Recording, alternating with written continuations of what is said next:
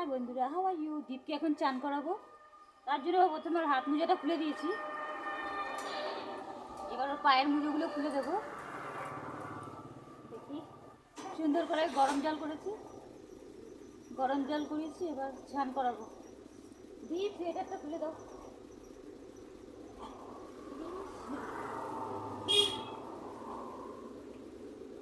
দেখি দেখি সোয়েটারটা খুলে দাও।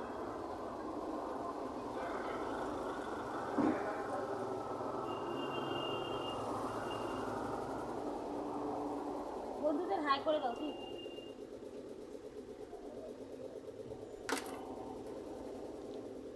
বন্ধুদের হাই করে দাও। গাড়িটা চলে গেল। বন্ধুদের হাই করে দাও, বলো বন্ধুরা কেমন আছো। তারপরে এই সোয়েটারটা খুলে সুন্দর করে গায়ে সরিষার তেল মেখে, ওকে সারা বছর সরিষার তেলই মাখি, আর কোনো তেল দেবো না। সরিষার তেলের ওপর কোনো তেল হবে না সারা বছর। তেলটা সুন্দর করে মেখে তারপর চান করাবো। না, বন্ধুদের হাই করে দাও, হাই করে দাও। ওর জন্য গরম জল করেছি।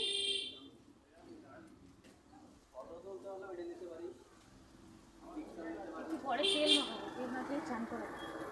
বাই বন্ধুরা, হাই বন্ধুরা। এখন দীপকে তেল মালিশ করবো। সরিষার তেল ছাড়া কোনো কথা হবে না।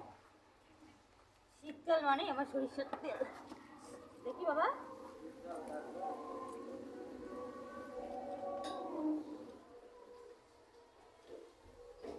সুন্দর করে সর্ষের তেল মাখিয়ে দিই ছেলেকে। শীত করলে আর কোনো তেল না।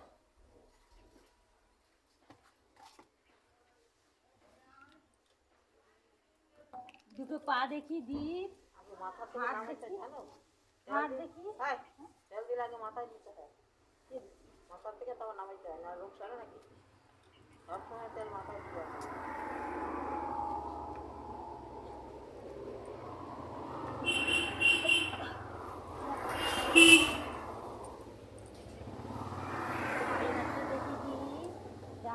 দেখি সুন্দর করে তেল মালিশ করে দিই। পিঠে এই জায়গাটা কেমন ফুলে গেছে, এখানে ব্যথা আছে মনে হয়, বারবার পড়ে যায়। পিঠে এই জায়গাটা ফুলে গেছে,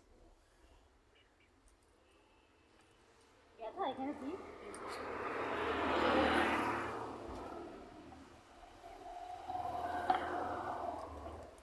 বুকি মালিশ করি। পা দেখি, দীপের পা কোথায়? দেখি এই পাটা দেখি, সুন্দর করে পায়ে তেল মালিশ করে দিই।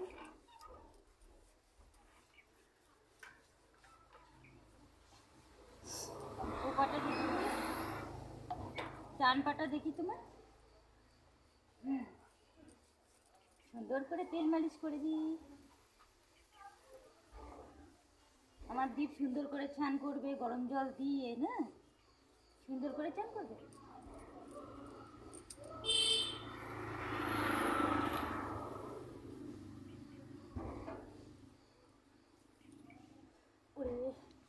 রোদে থাক কিছুক্ষণ, শরীরটা গরম হোক।